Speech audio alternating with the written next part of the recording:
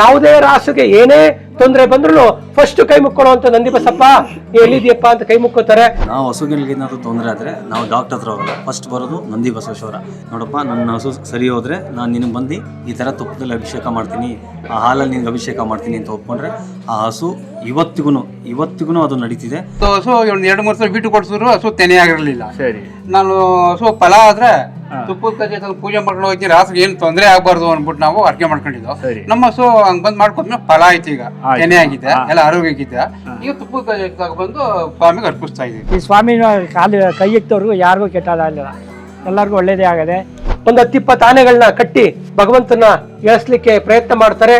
ಕೊನೆಗೆ ಏನ್ ಮಾಡಿದ್ರು ಕೂಡ ಸ್ವಾಮಿ ಬರೋದಿಲ್ಲ.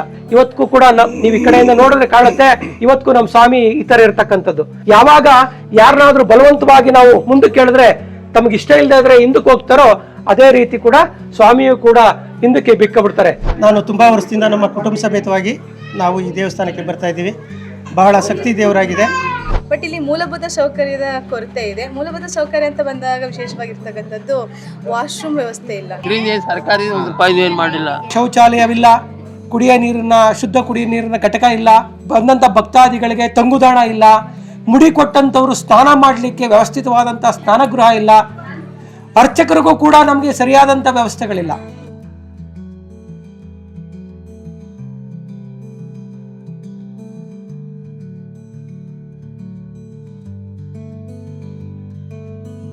ಇದು ಸುಮಾರು ಯಾವಾಗ ಭೂಮಿಯಲ್ಲಿ ಜೀವನ ಕ್ರಮ ಶುರುವಾಯಿತು, ಅವಾಗ ಭಗವಂತ ತನ್ನ ವಾಹನವಾದಂತಹ ನಂದಿಯನ್ನ ನೀನು ಭೂಲೋಕಕ್ಕೆ ಹೋಗಿ ಜನರಿಗೆ ಜೀವನ ಕ್ರಮವನ್ನ ತಿಳಿಸಿ ಬಾ ಅಂತ ಹೇಳಿದಾಗ ಏನ್ ಹೇಳ್ಬೇಕು ಸ್ವಾಮಿ ಅಂತ ಅಪ್ಪಣೆ ಮಾಡಬೇಕು ಅಂತ ಕೇಳಿದಾಗ ಮಹಾಶಿವ ತನ್ನ ವಾಹನಕ್ಕೆ ಹೇಳ್ತಾರೆ, ನೀನು ದೊಡ್ಡವ್ರಿಗೆಲ್ಲ 2 ಹೊತ್ತು ಊಟ, ಮಕ್ಕಳಿಗೆಲ್ಲ 3 ಹೊತ್ತು ಊಟ ಅಂತ ಸಾರು ಬಾರಪ್ಪ ಅಂತೇಳಿ. ಸರಿ, ಕೈಲಾಸಗಿರಿಯನ್ನ ಇಳಿದು ಬರ್ತಾ ಬರ್ತಾ ಯೋಚನೆ ಮಾಡ್ತಾರೆ, ಮಕ್ಕಳು ತಾಯಂದ್ರು ಎಷ್ಟು ಬಲವಂತ ಮಾಡಿದ್ರು ಸರಿಯಾಗಿ ಊಟ ತಿಂಡಿ ಮಾಡೋದಿಲ್ಲ, ಹಾಗಾಗಿ ಒಂದ್ ಕೆಲಸ ಮಾಡೋಣ, ಮಕ್ಕಳಿಗೆಲ್ಲ ಬೇಕಾದಾಗ ಊಟ, ದೊಡ್ಡವ್ರಿಗೆಲ್ಲ 3 ಹೊತ್ತು ಊಟ ಅಂತ ಸಾರ್ಬಿಡೋಣ ಅಂತೇಳಿ ಬಂದು ಭೂಲೋಕ ತುಂಬಾ ಸಾರ್ಬಿಟ್ಟು ಕೈಲಾಸ ಪರ್ವತಕ್ಕೆ ಹೋಗ್ತಾರೆ. ಮಹಾಶಿವ ಅಲ್ಲಿ ಹೋದಾಗ ಕೇಳ್ತಾರೆ, ನಾನು ಹೇಳಿದ್ದೇನಪ್ಪ, ನೀನು ಮಾಡಿರ್ತಕ್ಕಂಥದ್ದೇನು ಅಂತ ಕೇಳಿದಾಗ, ಅಯ್ಯೋ ನಾನು ಯೋಚನೆ ಮಾಡಿದೆ, ಮಕ್ಕಳುಗಳು ತಾಯಂದ್ರು ಎಷ್ಟೇ ಇದು ಮಾಡಿದ್ರು ಕೂಡ ಊಟ ಮಾಡೋದಿಲ್ಲ, ಮಧ್ಯದಲ್ಲಿ ಅವರು ಸಾಕಷ್ಟು ತೊಂದರೆಯನ್ನ ಅನುಭವಿಸ್ತಾರೆ, ಹಾಗಾಗಿ ಮಕ್ಕಳಿಗೆ ಬೇಕಾದಾಗ ಊಟ, ಹಿರಿಯರಿಗೆಲ್ಲ 3 ಹೊತ್ತು ಊಟ ಅಂತ ಸಾರದೆ ಅಂತ. ನೀನು ಮಾಡಿದಂತ ತಪ್ಪಿಗೆ ಈಗ ಹೆಚ್ಚುವರಿ ಊಟವನ್ನ ನಾನು ಎಲ್ಲಿಂದ ತಂದ್ಕೊಡ್ಲಿ? ಹಾಗಾಗಿ ನೀನು ಒಂದು ಕೆಲಸ ಮಾಡಪ್ಪ, ನೀನು ಹೆಚ್ಚುವರಿ ಈಗ ಸಾಲ್ಟೇಜ್ ಆಗಿರ್ತಕ್ಕಂಥ ಊಟವನ್ನ ನೀನು ಅವರ ಮನೆಗೆ ಹೋಗಿ ದುಡಿದು ಉತ್ತು ಅವ್ರಿಗೆ ತುಂಬಬೇಕು ಅಂತ ಹೇಳಿದಾಗ ಈ ಭೂಲೋಕಕ್ಕೆ ಸಾಕ್ಷಾತ್ ಪರಶಿವನ ನಂದಿ ಕೈಲಾಸ ಪರ್ವತದಿಂದ ಬಂದು ಭೂಲೋಕದಲ್ಲಿ ಎಲ್ಲರೂ ನೆಲೆಸಬೇಕು, ನಾನು ಎಲ್ಲಿ ನೆಲೆಯೂರ್ಲಿ ಅಂತ ಕೇಳಿದಾಗ ಯೋಚನೆ ಮಾಡ್ತಾರೆ. ಮಲೆ ಮಹದೇಶ್ವರರು ಇವ್ರ ಜ್ಞಾಪಕಕ್ಕೆ ಬರ್ತಾರೆ. ಮಲೆ ಮಹದೇಶ್ವರ ತ್ರಿಲೋಕ ಸಂಚಾರಿ, ಭೂಲೋಕವನ್ನ ಸಂಚಾರ ಮಾಡವ್ರೆ, ಹಾಗಾಗಿ ಅವರನ್ನ ನಾನು ಕೇಳಿದ್ರೆ ಅವರು ಸರಿಯಾದಂಥ ಸ್ಥಳವನ್ನ ತಿಳಿಸ್ತಾರೆ ಅಂತೇಳಿ ಮಹದೇಶ್ವರ ಬೆಟ್ಟಕ್ಕೆ ಹೋಗಿ ಪರಸ್ಪರ ಕುಶಲೋಪರಿ ಆದ ನಂತರ ಅವರು ಏನ್ ಬಂದೆ ಬಸವಣ್ಣ, ಏನ್ ಸಮಾಚಾರ ಅಂತ ಕೇಳಿದಾಗ ಅವ್ರು ಹೇಳ್ತಾರೆ, ನಾನು ಭೂಲೋಕದಲ್ಲಿ ನೆಲೆಯೂರ್ಬೇಕು, ಹಾಗಾಗಿ ನನ್ನ ಬಳಿಗೆ ಕಷ್ಟ ಅಂತ ಬಂದಂಥವ್ರನ್ನ ನಾನು ಸಲಹಬೇಕು, ಅವರು ಸುಖವಾಗಿರೋದನ್ನ ನಾನು ನೋಡ್ಬೇಕು, ಹಾಗಾಗಿ ನಾನು ಒಂದು ಒಳ್ಳೆ ಜಾಗದಲ್ಲಿ ನೆಲೆಯೂರ್ಬೇಕು, ನೀನು ನನಗೊಂದು ಒಳ್ಳೆಯ ಸ್ಥಳವನ್ನ ಸೂಚಿಸ್ಬೇಕು ಮಹದೇಶ್ವರ ಅಂತ ಕೇಳ್ಕೊಂಡಾಗ ತಮ್ಮ ದಿವ್ಯ ದೃಷ್ಟಿಯಿಂದ ನೋಡಿದಾಗ ಕದಂಬ ಅನ್ನುವಂಥ ನದಿ, ಈಗ ನಾವೇನು ಶಿಂಷ ಅಂತ ಕರಿತೀವಿ, ಅದನ್ನ ಹಿಂದೆ ಕದಂಬ ಅನ್ನುವಂಥ ನದಿಯನ್ನ ಕರೀತಾ ಇರ್ತಾರೆ. ಆ ಕದಂಬ ಅನ್ನುವಂಥ ನದಿ ನೋಡಿ, ಉತ್ತರ ಮತ್ತು ಪೂರ್ವದ ಮಧ್ಯ ಭಾಗ, ಈಶಾನ್ಯ ಭಾಗದಲ್ಲಿ ಹುಟ್ಟಿ ಈ ರೀತಿಯಾಗಿ ಹರಿದು ಸ್ವಾಮಿಯನ್ನ ಅಡ್ಡಬಳಿಸ್ಕೊಂಡು ಶಿಂಷಾ ನದಿಯಾಗಿ ಪರಿವರ್ತನೆ ಆಗಿ ಕಾವೇರಿಯನ್ನು ಒಟ್ಟುಗೂಡ್ಕೊತಾ ಇದೆ. ಬಸವಣ್ಣ, ನೀನು ಅಪೇಕ್ಷೆ ಪಟ್ಟ ಹಾಗೇನೆ ನೀನು ಆ ಭಾಗದಲ್ಲಿ ಹೋಗಿ ನೆಲೆಸು ಅಂತ ಹೇಳಿದಾಗ ಸ್ವಾಮಿಯವರು ಈ ಭಾಗದಲ್ಲಿ ಬಂದು ನೆಲೆಯೂರ್ತಾರೆ. ನೆಲೆಯೂರಿದಾಗ ಇದು ಗೊಂಡಾರಣ್ಯ.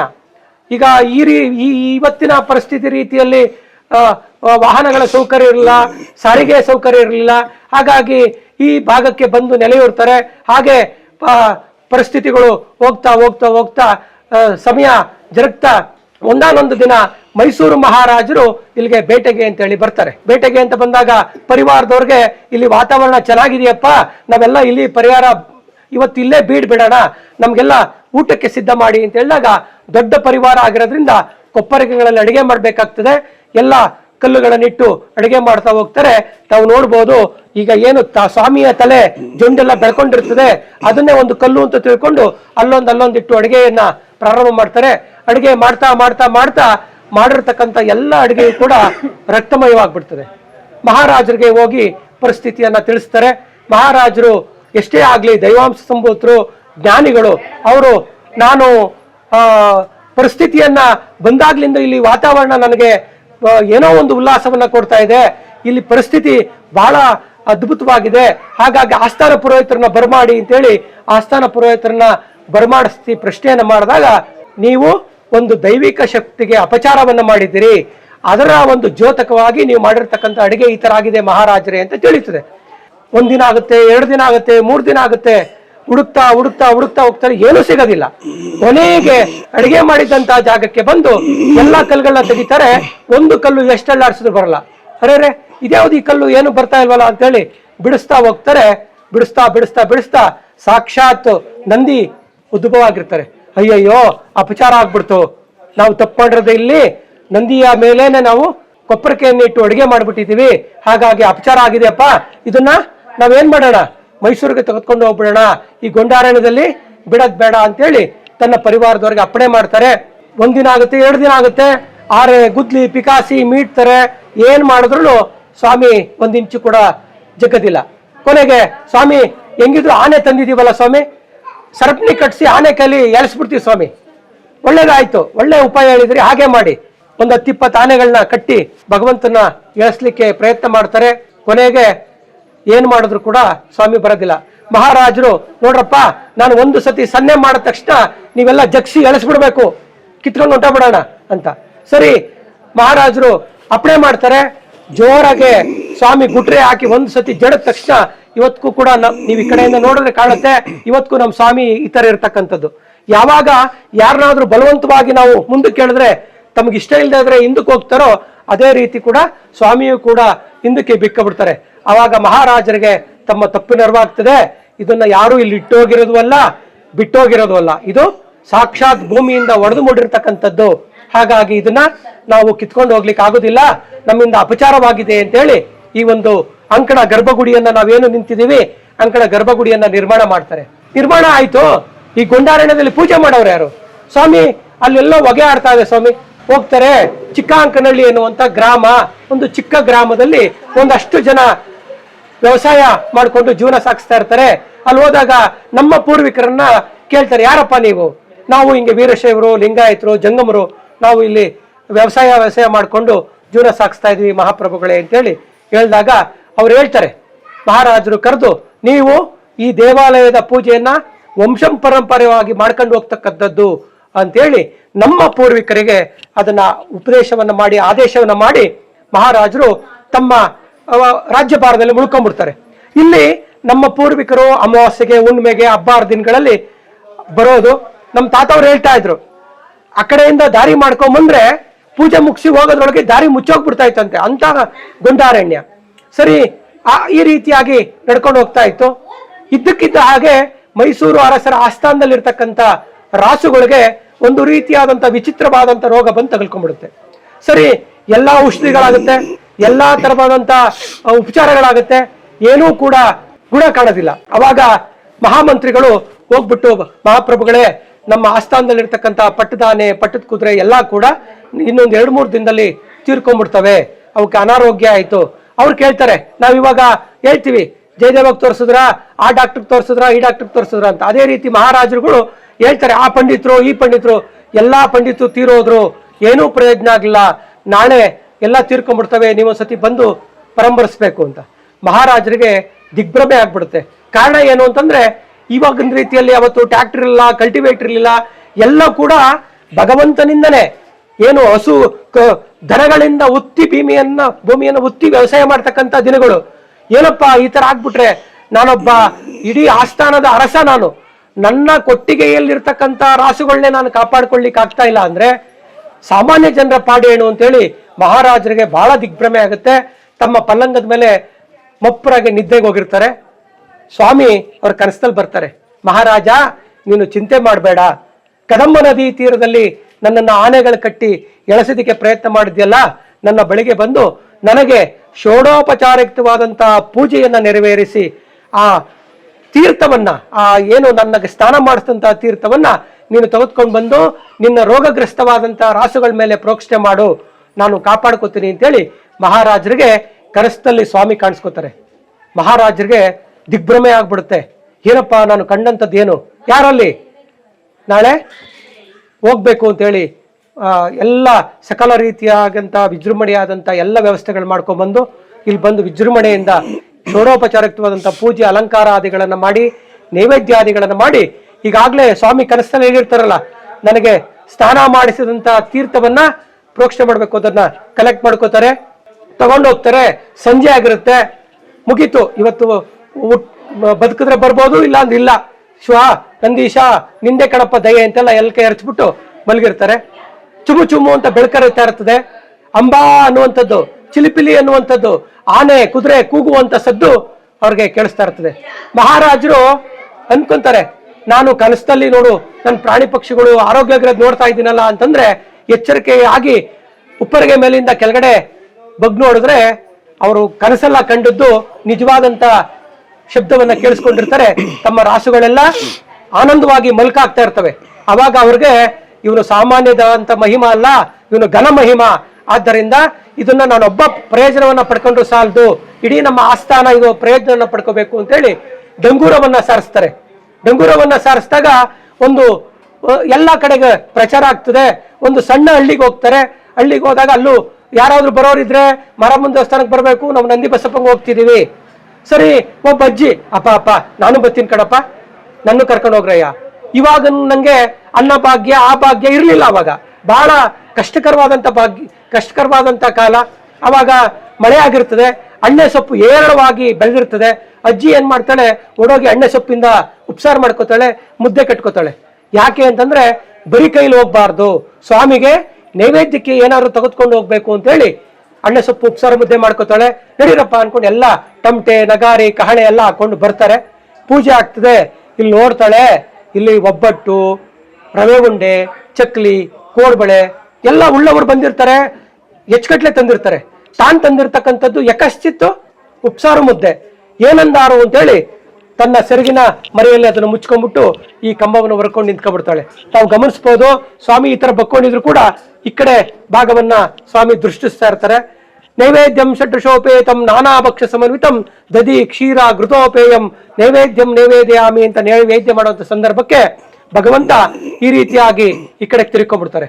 ಇಲ್ಲಿದ್ದಂತ ಎಲ್ಲರಿಗೂ ಭಕ್ತರಿಗೆ ಮಹಾನ್ ಪವಾಡ ನೋಡ್ಬಿಡ್ತಾರಲ್ಲ, ಅಜ್ಜಿ ಏನೋ ನೈವೇದ್ಯಕ್ಕೆ ತಂದ್ಬಿಟ್ಟೈತೆ, ಕೊಡದಲ್ಲೇ ಹಂಗೆ ಇಟ್ಕೊಂಡ್ಬಿಟ್ಟೈತೆ ಅಂತೇಳಿ ಬಲವಂತ ಮಾಡಿ, ಅಜ್ಜಿಗೆ ಭಯ, ಇವ್ರ ಮಧ್ಯದಲ್ಲಿ ನಾನು ಯಕಾಶ್ಚಿತ್ತು ಎಣ್ಣೆ ಸೊಪ್ಪು ಉಪ್ಸಾರ ಮುದ್ದೆ ಇಟ್ರೆ ಏನಂತಾರೆ ಅಂತ ಬಲವಂತ ಮಾಡಿ ಕಿತ್ಕೊಂಡು ಇಲ್ಲಿ ಓಪನ್ ಮಾಡ್ತಾರೆ. ಇವಾಗ ನಂಗೆ ಬಾಕ್ಸು ಅವು ಇರಲಿಲ್ಲ. ಅವಾಗ ಏನಿತ್ತು, ಅಡಕೆ ಪಟ್ಟಿಯಲ್ಲಿ ತಂದಿರ್ತಾಳೆ, ಬಹಳ ಶ್ರೇಷ್ಠವಾದಂಥದ್ದು. ಓಪನ್ ಮಾಡಿದಾಗ ಎಣ್ಣೆ ಸೊಪ್ಪು ಉಪ್ಸಾರ ಮುದ್ದೆ. ಅದನ್ನ ಇವತ್ತಿಗೂ ಕೂಡ ನಾನು ಬಹಳ ಹೆಮ್ಮೆಯಿಂದ ಹೇಳ್ತೀನಿ, ನಮ್ಮ ದೇವಾಲಯದಲ್ಲಿ ಕಾರ್ತೀಕ ಮಾಸದಲ್ಲಿ ಎಣ್ಣೆ ಸೊಪ್ಪು ಉಪ್ಸಾರ ಮುದ್ದೆಯನ್ನ ನಾವು ಅಧಿಕೃತವಾಗಿ ಸ್ವಾಮಿಗೆ ಇವತ್ತಿಗೂ ಕೂಡ ನಾವು ಅರ್ಚಕರು ಅದನ್ನ ಮಾಡಿ ಸ್ವಾಮಿಗೆ ನೈವೇದ್ಯವನ್ನ ಮಾಡ್ತೀವಿ. ಇದರಿಂದ ನಮ್ಗೆ ಏನ್ ತಿಳ್ಕೋಬಹುದು ಅಂದ್ರೆ, ಭಗವಂತ ನಮ್ಮ ಆಡಂಬರಕ್ಕೋ ನಮ್ಮ ಐಭೋಗಕ್ಕೋ ಅಥವಾ ನಮ್ಮ ದೊಡ್ಡಸ್ತಿಗೋ ಒಲಿಯೋದಿಲ್ಲ. ಆ ತಾಯಿಗೆ, ಆ ಅಜ್ಜಿಗೆ ಇರ್ತಕ್ಕಂಥ ನಾನು ಬರೀ ಕೈಲಿ ಹೋಗ್ಬಾರ್ದು, ಸ್ವಾಮಿಗೆ ಏನಾದ್ರೂ ತೆಗೆದುಕೊಂಡು ಹೋಗ್ಬೇಕು ಅಂತ ಆ ಭಾವನೆ ಇದೆಯಲ್ಲ, ಆ ಭಕ್ತಿ ಇದೆಯಲ್ಲ, ಆ ಭಕ್ತಿಗೆ ಭಗವಂತ ಒಲಿತಾರೆ. ಹಾಗಾಗಿ ಅಲ್ಲಿಂದ ನಿರಂತರವಾಗಿ ಅನುಚ್ಛಾನವಾಗಿ ನನ್ನ ತಾತವರು ನನ್ಗೆ ಹೇಳ್ತಾ ಇದ್ರು, ನೀನು 9ನೇ ತಲೆ ಕಣಪ್ಪ ಅಂತ. ನಾನು 9ನೇ ತಲೆ ಅಂತ ನಮ್ಮ ತಾತವರು ನನ್ಗೆ ಹೇಳ್ತಾ ಇದ್ರು. ಪ್ರತಿ ಸೋಮವಾರ, ಪ್ರತಿ ಶುಕ್ರವಾರ, ಪ್ರತಿ ಭಾನುವಾರ ಹೆಚ್ಚಿನ ಸಂಖ್ಯೆಯಲ್ಲಿ ಭಕ್ತಾದಿಗಳು ಪೂಜೆಗೆ ಬರ್ತಾರೆ. ವಿಶೇಷವಾಗಿ ದೇವಾಲಯಕ್ಕೆ ಹೆಚ್ಚು ಪ್ರಾಮುಖ್ಯತೆ ಇರತಕ್ಕಂಥದ್ದು, ಯಾವುದೇ ರಾಸುಗೆ ಏನೇ ತೊಂದರೆ ಬಂದ್ರು ಫಸ್ಟ್ ಕೈ ಮುಕ್ಕೊಳ್ಳುವಂತ ನಂದಿ ಬಸಪ್ಪ ಎಲ್ಲಿದ್ಯಪ್ಪ ಅಂತ ಕೈ ಮುಕ್ಕೋತಾರೆ. ವಿಶೇಷ ಅಂತಂದ್ರೆ ನಾನು ಮಧ್ಯದಲ್ಲಿ ಒಂದನ್ನ ಬಿಟ್ಟೆ, ಸಮಯದ ಅಭಾವ ಅಂತೇಳಿ. ಸ್ವಾಮಿಗೆ ತುಪ್ಪದಿಂದ ಮಾಡಿರುವ ಕಜ್ಜಾಯ ಅಂದ್ರೆ ಬಹಳ ಪ್ರೀತಿ. ಕಾರಣ 77 ಬೆಟ್ಟ ಹತ್ತಿ ಇಳಿದು ಬರ್ತಾ ಇರ್ಬೇಕಾದ್ರೆ ತುಂಬಾ ದಣಿವಾಗ್ತದೆ, ಹಸುವಾಗ್ತದೆ. ಆಗ ಸ್ವಾಮಿ ಒಂದ್ ಮರದ ಕೆಳಗಡೆ ಕೂತ್ಕೊಂಡಿರ್ತಾರೆ. ದಾಸಪ್ಪ ತನ್ನ ಜೋಳಿಗೆ ಹೊರ್ಕೊಂಡು ನಡ್ಕೊಂಡು ಹೋಗ್ತಾ ಇರ್ತಾರೆ. ಸ್ವಾಮಿ ಕೂಗ್ತಾರೆ, ಏನಪ್ಪಾ ಮನುಷ್ಯ, ನಂಗೆ ತಿನ್ನಕ್ಕೆ ಏನಾರು ಕೊಡು, ಹೊಟ್ಟೆ ಸಿಗ್ತಾ ಇದೆ ಅಂತ. ದಾಸಯ್ಯ ಕೂಡ ನಡ್ಕೊಂಡು ಹೋಗ್ತಾ ಇರ್ತಾರಲ್ಲ, ಎತ್ಕೊಳ್ಳೋದು ತಿನ್ನೋದು, ಎತ್ಕೊಳ್ಳೋದು ತಿನ್ನೋದು ಮಾಡ್ತಾ ಇರ್ತಾರೆ. ಕೊನೆಗೆ ಒಂದು ಮುರುಕುಲು ಕಜ್ಜಾಯ ಇರ್ತದೆ, ಅದನ್ನ ತಗೊಂಡು ಸ್ವಾಮಿ ಕೊಟ್ಬಿಡ್ತಾನೆ. ಅವ್ನು ಗೊತ್ತಿಲ್ಲ ಇದು ನಂದಿ ಬಸಪ್ಪ ಅಂತ ಅವನಿಗೇನು ಗೊತ್ತು, ಇದೇನಪ್ಪ ಅಂತ ಕೇಳ್ತಾರೆ. ಓ ಏನು ಕಾಣ, ಕಜ್ಜಾಯ ಕಾಣ್ದಂಗೆ ಆಡ್ತಾ ಇದೆಯಲ್ಲ, ಕಜ್ಜಾಯ ಕಾಣ ತಿನ್ನು ಅಂದ್ಬಿಟ್ಟು ಹೊಟ್ಟೋಗ್ಬಿಡ್ತಾರೆ. ಯಾವತ್ತೂ ತಿಂದಿರುವಂಥ ಕಜ್ಜಾಯವನ್ನು ಸ್ವಾಮಿ ಯಾವಾಗ ಸೇವಿಸ್ತಾರೋ ಅವ್ರಿಗೆ ಬಹಳ ಆನಂದ ಆಗ್ಬಿಡ್ತದೆ. ಅಬ್ಬಬ್ಬಬ್ಬ ಇದು ತುಂಬ ಚೆನ್ನಾಗೈತೆ. ಅವಾಗ ಅನ್ಕೊಂತಾರೆ, ಯಾರು ನನಗೆ ಕಷ್ಟ ಕಣಪ್ಪ, ನನ್ನ ಕಷ್ಟವನ್ನ ಪರಿಹಾರ ಮಾಡು ಅಂತೇಳಿ ನನಗೆ ತುಪ್ಪದಿಂದ ಮಾಡಿರುವ ಕಜ್ಜಾಯವನ್ನ ನೈವೇದ್ಯಕ್ಕೆ ತರ್ತಾರೆ. ಅವರ ಕಷ್ಟವನ್ನ ನಾನು ಪರಿಹಾರ ಮಾಡಿ ಅವರಿಗೆ ತುಪ್ಪದಷ್ಟು ಸಮೃದ್ಧಿಯನ್ನ ಕೊಡ್ತೀನಿ, ಬೆಲ್ಲದಷ್ಟು ಸಿಹಿಯನ್ನ ತುಂಬ್ತೀನಿ ಅಂತೇಳಿ ಭಗವಂತ ಇಲ್ಲಿ ನೆಲೆಸಿರ್ತಾರೆ. ಹಾಗಾಗಿ ಇದು ಮಂಡ್ಯ ಜಿಲ್ಲೆ ಮದ್ದೂರು ತಾಲೂಕಿನ ಬೀಗ್ರೇಡ್ ದೇವಾಲಯದಲ್ಲಿ ಅತ್ಯಂತ ಪ್ರಮುಖವಾದಂತಹ ದೇವಾಲಯವಾಗಿರ್ತದೆ. ಇಲ್ಲಿ ಕಳೆದ ಸುಮಾರು ವರ್ಷಗಳಿಂದ ಈ ಅನುಚ್ಛಾನವಾಗಿ ಪರಂಪರಾಗತವಾಗಿ ಪೂಜೆ ಪುನಸ್ಕಾರಗಳು ನೈವೇದ್ಯಾದಿಗಳು ನಡ್ಕೊಂಡು ಬರ್ತಾ ಇದೆ. ಇದಲ್ಲದೇ ಇದಾದ ಒಂದು ಪರಾಂಗಣ ತಮಗೆ ನೋಡ್ಲಿಕ್ಕೆ ಸಿಗ್ತದೆ. ಆ ಪರಾಂಗಣವನ್ನ ಬಸವಲಿಂಗನ ದೊಡ್ಡಿ ಅನ್ನುವಂಥ ಗ್ರಾಮ ಇಲ್ಲಿ ಪಕ್ಕದಲ್ಲಿ ಬರ್ತದೆ. ಇಲ್ಲಿಂದ ಒಂದು 2 ಪರ್ಲಾಂಗ್ ದೂರ. ತುಂಬಾ ಕಾಲರ ಬಂದ್ಬಿಡ್ತದೆ. ಇಡೀ ಗ್ರಾಮ ಉರುಳೆ ಹೊರಟಾಯ್ತಾರೆ, ಎಲ್ಲ ಗುಳೆ ಹೊರಟಾಯ್ತಾರೆ. ಕೊನೆಗೆ ಒಂದಷ್ಟು ಜನ ಬಂದು ಸ್ವಾಮಿಗೆ ಮೊರೆ ಹೋಗ್ತಾರೆ. ಅಪ್ಪ ನಂದಿ ಬಸಪ್ಪ, ಮಹಾರಾಜರಲ್ಲಿ ಕೊಟ್ಟಿಗೆಲಿರೋ ರಾಸುಗಳಿಗೆಲ್ಲ ಅಂತ ಗುಣಪಡಿಸ್ಬಿಟ್ಟಂತೆ, ನಮಗೂ ಕೂಡ ನೀನು ಕಾಪಾಡ್ಕೋಬೇಕು. ನೀನೇನಾರ ಕಾಪಾಡದೆ ಆದಂಥ ಪಕ್ಷದಲ್ಲಿ ನಾವು ದೊಡ್ಡಿ ಅಂತ ಇರುವಂತ ಗ್ರಾಮವನ್ನ ಬಸವಲಿಂಗನ ದೊಡ್ಡಿ ಅಂತ ಹೇಳಿ ನಾವು ಹೆಸರು ಬದಲಾವಣೆ ಮಾಡಿಕೊಂಡು ನಾವೆಲ್ಲ ನಿನ್ನ ಕುಳ ಆಗ್ತೀವಿ, ನಿನ್ನನ್ನು ನಾವು ಕುಲಗುರುಗಳು ಅಂತ ಸ್ವೀಕರಿಸ್ತೀವಿ. ಅದಕ್ಕೆ ಇದಾಗಿ ನಾವು ನಿನ್ಗೊಂದು ಪರಾಂಗಣವನ್ನ ಕಟ್ಸ್ಕೊಡ್ತೀವಿ ಅಂತೇಳಿ ಅವರು ಗುಣ ಆಗ್ತದೆ. ಅದೇ ರೀತಿಯಾಗಿ ಈ ಸುತ್ತ ಪರಾಂಗಣವನ್ನ ನಿರ್ಮಾಣ ಮಾಡಿಕೊಟ್ಟು ನಮ್ಮಲ್ಲಿ ಸಂಕ್ರಾಂತಿ ಹಬ್ಬದ ಹಿಂದಿನ ದಿನವನ್ನ ನಾವು ಪತ್ರೆ ದಿನ ಅಂತ ಕರಿತೀವಿ. ಆ ದಿನದಂದು ನಮ್ಮ ದೇವಾಲಯದ ಗರುಡಗಂಬ ಅಲ್ಲಿದೆ. ಸಾಮಾನ್ಯವಾಗಿ 100ಕ್ಕೆ 99 ಜನಕ್ಕೆ ನಮ್ಮ ದೇವಾಲಯದ ಗರುಡಗಂಬ ಗೊತ್ತಿಲ್ಲ ಎಲ್ಲಿದೆ ಅಂತ. ಅದರಲ್ಲಿ ಅದಕ್ಕೆ ಹಕ್ಕಿರ್ತಕ್ಕಂಥದ್ದು ಬಸವಲಿಂಗನ ದೊಡ್ಡಿ ಗ್ರಾಮಸ್ಥರಿಗೆ ಮಾತ್ರ. ಆ ಪತ್ರೆ ದಿನ ಅವರು ಸಾಯಂಕಾಲ ಇಡೀ ಕುಟುಂಬ ಸಮೇತವಾಗಿ ನಡ್ಕೊಂಡು ಬರ್ತಾರೆ. ನಡ್ಕೊಂಡು ಬಂದು ಅವತ್ತು ಸಾಯಂಕಾಲ ವಿಶೇಷವಾಗಿ ಅಭಿಷೇಕ ಆಗುತ್ತೆ. ಅಭಿಷೇಕ ಆದ ನಂತರ ಇಲ್ಲಿ ಅಲಂಕಾರ ಆಗಿ ಆರತಿ ಮಾಡುವಂತ ಸಂದರ್ಭಕ್ಕೆ ಅವರು ಇಲ್ಲಿಂದ ನಾವು ಜ್ಯೋತಿಯನ್ನ ಹಚ್ಚಿ ಕೊಟ್ಟು ಕಳಿಸ್ತೀವಿ. ಅಲ್ಲಿ ಅವ್ರು ಆಗ್ಬೇಕು. ನನಗೆ ತಿಳಿದಂತ ಇಷ್ಟೂ ಮಾಹಿತಿಯನ್ನ ನಾನು ಸಂಪೂರ್ಣವಾಗಿ ನೀಡಿದ್ದೇನೆ. ಹಾಗಾಗಿ ಎಲ್ಲ ಭಕ್ತರು ತಮ್ಮ ಇಷ್ಟಾರ್ಥ ಕಾಮ್ಯ ಸಿದ್ಧಿಗೋಸ್ಕರ ಶ್ರೀ ನಂದಿ ಬಸವೇಶ್ವರ ಸ್ವಾಮಿಯವರನ್ನ ಮೊರೆ ಹೋಗ್ಬೋದು. ನಾನು ಆಗ್ಲೇ ಹೇಳಿದೆ, ಸ್ವಾಮಿಯವರಿಗೆ ತುಪ್ಪದಿಂದ ಮಾಡಿರುವ ಕಜ್ಜಾಯ ಬಹಳ ಪ್ರೀತಿ. ಹಾಗಾಗಿ ನಿಮ್ಮ ಇಷ್ಟಾರ್ಥಗಳ ಸಿದ್ಧಿಗೋಸ್ಕರ ಭಗವಂತನಿಗೆ ತುಪ್ಪದ ಕಜ್ಜಾಯವನ್ನ ಮಾಡಿ ನಿಮಗೆ ನೈವೇದ್ಯ ಮಾಡ್ತೀವಿ ಅಂತ ಅರ್ಸ್ಕೊಂಡ್ರೆ ಎಲ್ಲ ಇಷ್ಟಾರ್ಥಗಳು ನೆರವೇರ್ತದೆ. ನೀವು ಕಜ್ಜಾಯ ತಂದಿದ್ದೀರ, ತುಪ್ಪದ ಕಜ್ಜಾಯ ಸರ್. ಇದು ನೀವು ಹರಕೆ ಮಾಡ್ಕೊಂಡಿದ್ದು ಏನ್ ಹರಕೆ? ನಮ್ದು ಹಸು 2-3 ಸಲ ಬಿಟ್ಟು ಕೊಡ್ಸಿದ್ರು, ಹಸು ತೆನೆ ಆಗಿರ್ಲಿಲ್ಲ. ಸರಿ, ನಾನು ಹಸು ಫಲ ಆದ್ರೆ ತುಪ್ಪದ ಕಜ್ಜಾಯ ತಂದು ಪೂಜೆ ಮಾಡ್ಕೊಂಡು ಹೋಗ್ತೀನಿ, ರಾಸಿಗೆ ಏನು ತೊಂದರೆ ಆಗ್ಬಾರ್ದು ಅನ್ಬಿಟ್ಟು ನಾವು ಹರಕೆ ಮಾಡ್ಕೊಂಡಿದ್ದು. ನಮ್ಮ ಹಸು ಹಂಗ್ ಬಂದ್ ಮಾಡ್ಕೊಂಡ್ಮೇಲೆ ಫಲ ಆಯ್ತು. ಈಗ ತೆನೆ ಆಗಿದೆ, ಎಲ್ಲ ಆರೋಗ್ಯಕ್ಕಿದ್ದೆ. ಈಗ ತುಪ್ಪದ ಕಜ್ಜಾಯ ತಗೊಂಡ್ಬಂದು ಸ್ವಾಮಿಗೆ ಅರ್ಪಿಸ್ತಾ ಇದೀವಿ, ಹರಕೆ ತೀರಿಸ್ತಾ ಇದೀವಿ. ಚೆನ್ನಾಗಿ ಇದಾಗ್ತಾ ಇದೆ. ಇದಕ್ಕೂ ಮುಂಚೆ ಈ ತರದ್ ಏನಾದ್ರು ಆಗಿತ್ತಾ? ಇದ್ರ ಮುಂಚೆ ನಮ್ಗೆ ಸ್ವಲ್ಪ ರಾಸುಗಳು ಕಾಯಿಲೆ ತೊಂದರೆಗಳು ಇರ್ತಿದ್ವು. ಫಲ ನಿಲ್ತಿರಲ್ಲ, ಮಟ್ಟಿಗೆ ಸಾಗುಗಳು ರೇರ್ ಆಯ್ತಿತ್ತು. ಈ ಅಪ್ಪನ ಪೂಜೆ ಮಾಡ್ಕೊಂಡು ಹರಕೆ ಮಾಡ್ಕೊಂಡು ಮನೇಲಿ ತುಂಬ ದರಿಬಿಗೆ ನೀರು ಮಾಡ್ಬಿಟ್ಟು ಪೂಜೆ ಮಾಡ್ಬಿಟ್ಟು ಬಂದು ತುಪ್ಪದ ಕಾಯಿ ಪೂಜೆ ಮಾಡ್ತೀಕನಪ್ಪ ಫಲ ನಿಂತ್ರೆ ಅಂತ ಅಪ್ಪನ ಹೆಸರು ಹೇಳಿದ್ಮೇಲೆ ಫಲ ಆಯ್ತು ಸರ್. ದೇವಸ್ಥಾನದ ತೀರ್ಥ ತಗೊಂಡಾಗ ದನ ಕರುಗಳಿಗೆಲ್ಲ ಒಳ್ಳೇದಾಗುತ್ತೆ. ಇಲ್ಲೆಲ್ಲಿ ತುಂಬಾ ಕಡೆಯಿಂದನೂ ಬರ್ತಾರೆ. ಈ ಸಲ ಸ್ವತ್ತೋಗ್ಬಿಟ್ಟು ಲಾರಿ ಜನ ಬಂದು ನಿಂತಿದ್ದಲ್ಲ ಒಂದೇ ಸರಿಗೆ ಗಂಟ್ರೋಗ ಅಂತ ಬಂತು. ಅವಾಗ ನಮ್ಮ ಈ ಸುತ್ತಮುತ್ತ ತುಂಬಾ ಹಳ್ಳಿಗಳು ದೂರದಿಂದನೇ ಬರ್ತಿದ್ರು. ಇಲ್ಲಿ ಬಂದು ನೀವು ತೀರ್ಥ ತಗೊಂಡೋಗಿ ದೇವ್ರಿಗೆ ಹಾಕಿ ನೀವು ಹಸು ದನ ಕರುಗಳಿಗೆ ಹಾಕಿದ್ರೆ ಅದೇನಾಯ್ತದೆ 90% ಗುಣಮುಖ ಆಗಿದ್ದಾರೆ. ಚೆನ್ನಾಗಿದೆ. ಇಲ್ಲಿಂದ ನಮ್ಮ ದೇವರು ಇವಾಗಿಂದಲ್ಲ, ಇದು ತುಂಬಾ 100 ವರ್ಷಗಳಿಂದ ಇತಿಹಾಸ ಇದೆ ಇದಕ್ಕೆ. ಅವಾಗೆಲ್ಲ ದಿವಸ ಇನ್ನೂ ತುಂಬಾ ಚಿಕ್ಕ ಇತ್ತು. ಜನಗಳಿಗೂ ಎಷ್ಟು ಭಕ್ತಿ ಇದೆ ಅಂದ್ರೆ ನೀವು ಅನ್ಕೋಬೇಕು. ಒಂದ್ಸಲ ಬಂದು ಇಲ್ಲಿ ಹೋದ್ಮಾದ್ರೆ ನಿಮ್ಗೆ ಗೊತ್ತಾಗತ್ತೆ. ನಿಮ್ಮ ಹಸು ಕರುಗಳು ದನ ಕರುಗಳಿಗೆ ರಾಸುಗಳಿಗೆ ಇದರಷ್ಟು ಫೇಮಸ್ ಇನ್ನೊಂದಿಲ್ಲ ಇಲ್ಲಿ ಸುತ್ತಮುತ್ತದಲ್ಲಿ. ಬಡವರಿಗೆ ದನಗಳಿಗೆ ದನಕ್ಕೆಲ್ಲ ಒಳ್ಳೇದಾಗಿದೆ. ಇಲ್ಲಿ ತೀರ್ಥ ತಗೊಂಡೋಗಿ ದನಗಳಿಗೆಲ್ಲ ಪೋಷಣೆ ಮಾಡ್ತಾರೆ, ಮನೆಗಳಿಗೂ ಹಾಕ್ತಾರೆ, ಪೋಷಣೆ ಮಾಡ್ತಾರೆ. ದನಗಳಿಗೆಲ್ಲ ಬರು ಖಾತೆ ಇದ್ರೆ ತಗೊಂಡಿದ್ದಾರೆ, ಬರೋರು ಹಾಕಿಸ್ಕೊಂಡಿದ್ದಾರೆ. ಈ ಸ್ವಾಮಿ ಕೈ ಎತ್ತವ್ರಿಗೂ ಯಾರಿಗೂ ಕೆಟ್ಟದಾಗಲಿಲ್ಲ, ಎಲ್ಲರಿಗೂ ಒಳ್ಳೇದೇ ಆಗಿದೆ. ಇದ್ರ ಮಹಿಮೆ ತುಂಬ ಇದೆ. ಮೈಸೂರು ಮಹಾರಾಜರ ಕಾಲದಿಂದನೂ ಫೇಮಸ್ ಆಗಿರೋದಂಥದ್ದು ಹೆಸರುವಾಸಿ ಆಗಿದೆ. ಇವತ್ತಿನವರೆಗಾಗೂ ನಂದಿ ಬಸವೇಶ್ವರ ಅಂದರೆ ಚನ್ನಪಟ್ಟಣ ತಾಲೂಕಲ್ಲ, ಬೆಂಗಳೂರು ಡಿಸ್ಟ್ರಿಕ್ಕಲ್ಲೂ ಸುಧಾ ಪರಿಚಿತವಾಗಿದೆ. ಎಷ್ಟು ಸತ್ಯವಾಗಿದೆ. ದೇವರು ದನಗಳಿಗೆ ಒಂದು ಚರ್ಮದ ಕಾಯಿಲೆ ಬರಲಿ, ಒಂದು ಗೊಲ್ಸು ಬರಲಿ, ಒಂದು ದೊಡ್ಡ ರೋಗ ಅಂತ ಬರುತ್ತೆ ಅದು ಬರಲಿ, ಏನೇ ಒಂದು ಬಂದ್ರೂ ಇದ್ರ ತೀರ್ಥ ಪ್ರಸಾದನ ಅದಕ್ಕೆ ಪೋಷಣೆ ಮಾಡಿದ್ರೆ ದನ ಮತ್ತೆ ಎಂದಿನಂತೆ ಎದ್ದು ನಿಂತ್ಕೋತದೆ. ಮನುಷ್ಯರಿಗೂ ಅಷ್ಟೇ, ಮಾನಸಿಕವಾಗಿ ಏನಾರೇ ಒಂದು ಇದಿದ್ರೂ ಬಸವಣ್ಣನ ತುಂಬ ಭಕ್ತಿಯಿಂದ ಕೇಳ್ಕೊಂಡ್ರೆ ಖಂಡಿತ ಅವ್ರಿಗೆ ಒಳ್ಳೇದನ್ನು ಫಲಿಸ್ತಾನೆ.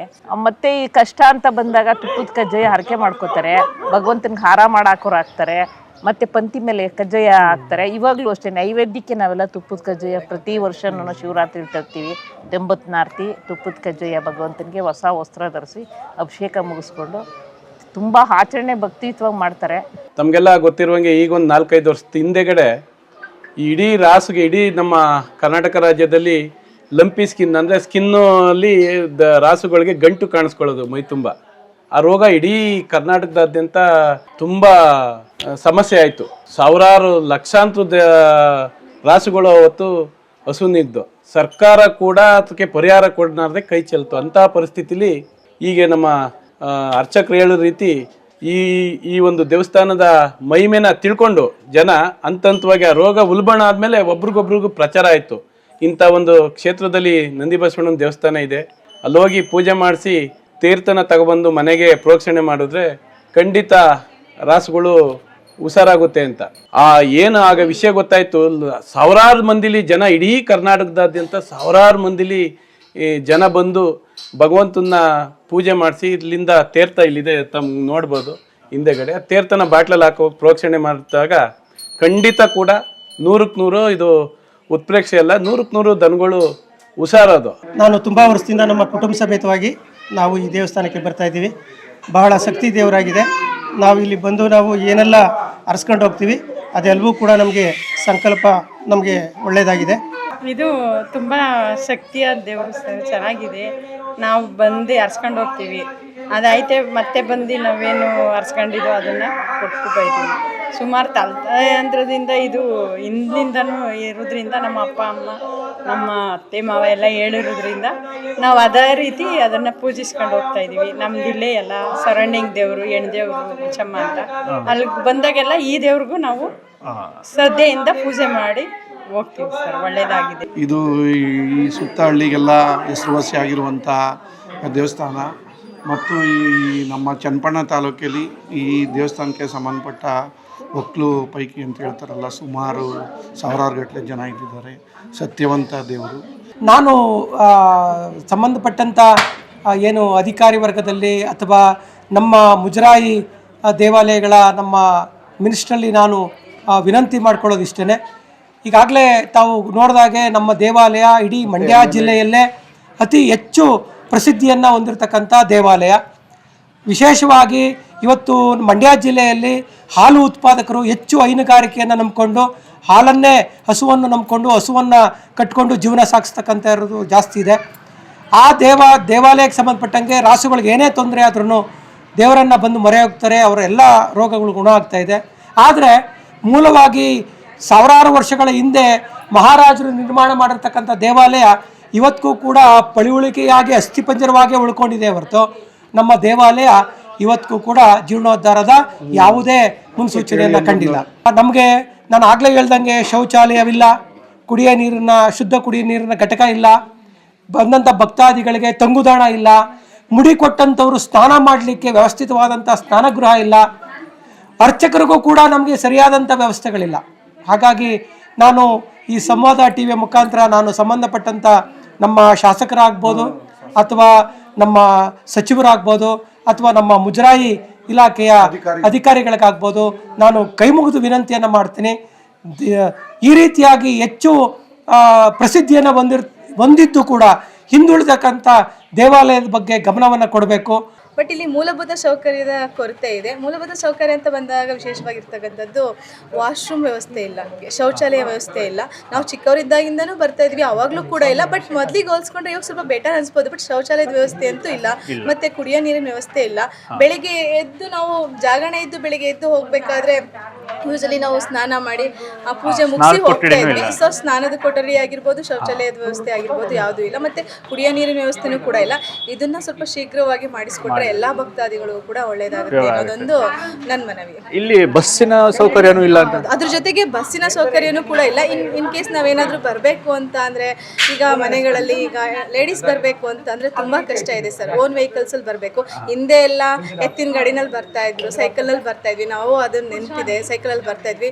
ಸೊ ಇವಾಗೆಲ್ಲ ಅವ್ರವ್ರ ಓನ್ ವೆಹಿಕಲ್ಸ್ ಅಲ್ಲಿ ಬರ್ತಾ ಇದ್ದಾರೆ. ಬಟ್ ಏನಾದರೂ ಲೇಡೀಸ್ ಬರಬೇಕು ಅಂತ ಅಂದ್ರೆ ಎಸ್ಪೆಷಲಿ ಅವ್ರಿಗೆ ತುಂಬಾ ಕಷ್ಟ ಆಗುತ್ತೆ. ಬಸ್ಸಿನ ವ್ಯವಸ್ಥೆ ಇಲ್ಲ. ಬಸ್ಸಿನ ವ್ಯವಸ್ಥೆ ಇತ್ತು ಅಂತ ಅಂದ್ರೆ ಇನ್ನೂ ಹೆಚ್ಚಿನ ಸಂಖ್ಯೆಯಲ್ಲಿ ಜನಗಳು ಕೂಡ ಬರ್ತಾರೆ, ಮತ್ತೆ ಖುಷಿಯಾಗಿ ಬಂದು ದೇವ್ರ ದರ್ಶನವನ್ನ ಮಾಡೋಗ್ತಾರೆ. ಈಗ ಇದೆಲ್ಲ ಮಾಡಿರೋದೇ ಗೊತ್ತಾ, ಬೇರೆ ಮಾಡಿರೋರು ಇದರಿಂದ ಸರ್ಕಾರಿ ₹1 ಏನು ಮಾಡಿಲ್ಲ. ಊಟದ ವ್ಯವಸ್ಥೆ ಏನಿಲ್ಲ, ಶಿವರಾತ್ರಿ ಜಾತ್ರೆ ದಿವಸ ಏನಿಲ್ಲ, ಏನೇನಿಲ್ಲ. ಎಲ್ಲ ಅವರೇ ಮಾಡ್ಕೊಂಡ್ ಬರೋದು, ತಿನ್ನೋದು, ಇರೋದು, ಹೋಗೋದು. ಇಲ್ಲ ಒಂದು ವ್ಯವಸ್ಥೆ ಏನಿಲ್ಲ. ಅಲ್ಲಿ ಉಳ್ಕೊಳಕ್ಕೂ ಯಾವ್ದು ಚೌಟ್ರಿ ಚೌಟ್ರಿ ಇದೆ, ಅಲ್ಲಿ ಯಾರು ಹೋಯ್ತಾರೆ ಸುಮ್ಮನೆ. ಅಲ್ಲಿ ಯಾರು ಹೆಣ್ಮಕ್ಳು ಮಲ್ಕೊಳ್ಳೋದು, ರೂಮ್ಸ್ ಇಲ್ಲ, ಏನಿಲ್ಲ, ಎತ್ತಿಲ್ಲ. ಎಲ್ಲ ಇಲ್ಲಿ ಪಾಳೆಲ್ಲ ಇದ್ದು ನೈಟ್ ಜಾಗರಣೆ ಇದ್ದು ಬೆಳಗ್ಗೆ